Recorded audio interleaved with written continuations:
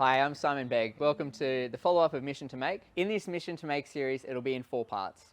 Part 1 is the intro today, where we'll look at the different machines that I use, the Dremel, and the timber selection, and how to get the suitable tools and equipment to make a bowl like I do. Part 2 will be the wood turning, where I use the lathe to shape the bowl. We'll cover mountings, sanding and finishing, getting a nice clean cut, and even undercutting the inside. Part 3 will be the carving with the Dremel stylo and some of the Dremel cutters.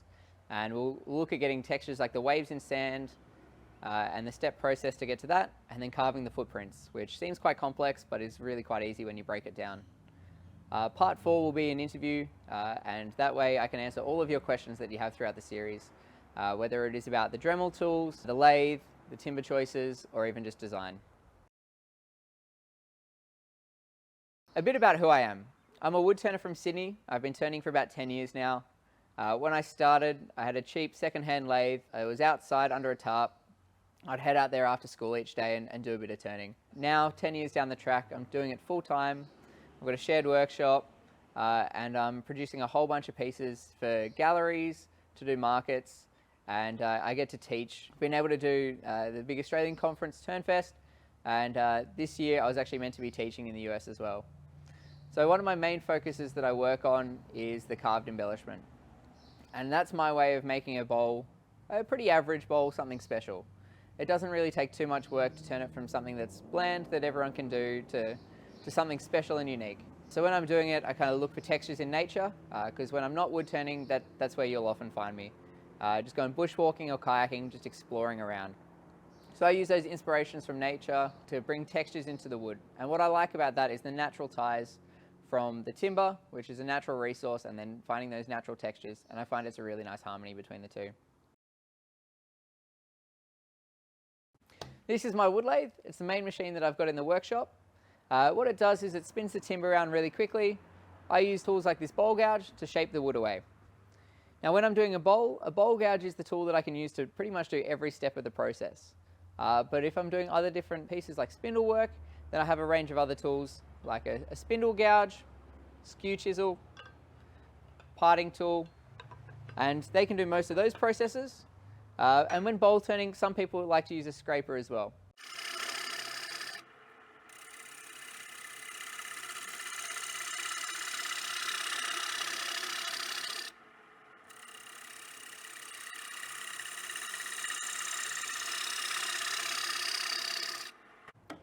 The bandsaw is probably the second most important machine for a wood turner.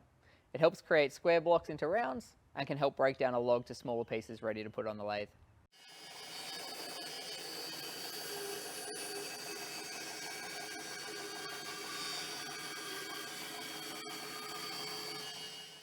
This is my bench grinder. It's the machine that I use to keep all my tools sharp.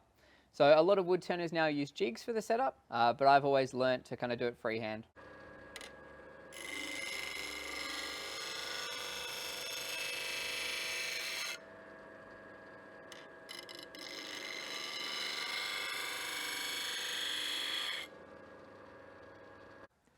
The carving tool that I'll be working with today is the Dremel stylo. This is a really nice lightweight and compact machine. It's really quiet to run and comfortable to hold. What I like is the flexible cord. Compared to the other Dremel models where you've got to keep the shaft straight, this allows a lot more freedom in the movement. You'll be able to see how easy it is for me to move my hand around in different positions as I'm carving the bowl later.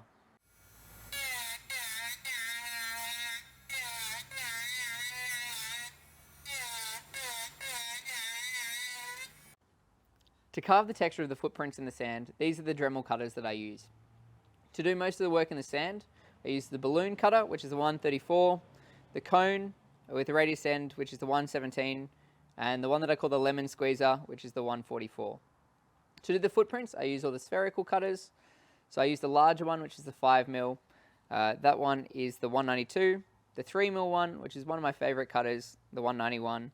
I've got the 2.4mm diameter one, that's the 107, and the small engraving bit, which is a 1.5mm diameter. With wood turning, you can turn almost anything. From the really hard woods, like the burls and gidgee, which is a desert wood, or the really soft timbers, like your pines and your cedars. I look for different things depending on what I'm going to turn. If I'm going to be doing the carving, I want something that's on the softer side, because I want to spend my time shaping rather than just slowly grinding the timber away. I also look for timbers with fairly plain grain, because for me, if I've got beautiful grain, I want to show that off. But if it's a bit plainer, that's where I want to add the embellishment to make it special. So the cedar, I love working with. One of my main techniques is just carving dots that follow the grain, and that's all done with the Australian red cedar. For today, I'll be using the celery top pine, as that's a nice close grain timber, and it's nice and soft, so I'll be able to carve that and turn that quite easily.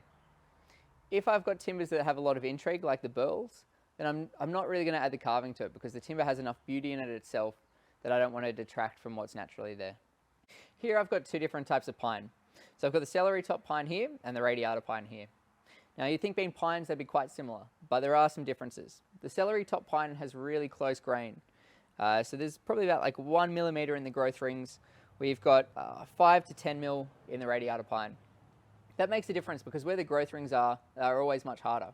So if I'm trying to carve the radiata pine, I'll feel the differences in the soft parts in the middle of the growth rings compared to the hard growth rings themselves. And that can affect the texture, especially for sanding and even carving in the process. So something nice and tight like the celery top or a Huon pine, I find are absolutely fantastic for carving. One of the things about wood turning that I find important is a really good design. It doesn't have to be a complex layered pattern, but it can be as simple as carving a few dots, like this bowl here. So this is actually the kind of style that got me involved in carving. I had a beautiful piece of cedar that had a wild grain, and I just really wanted to highlight it.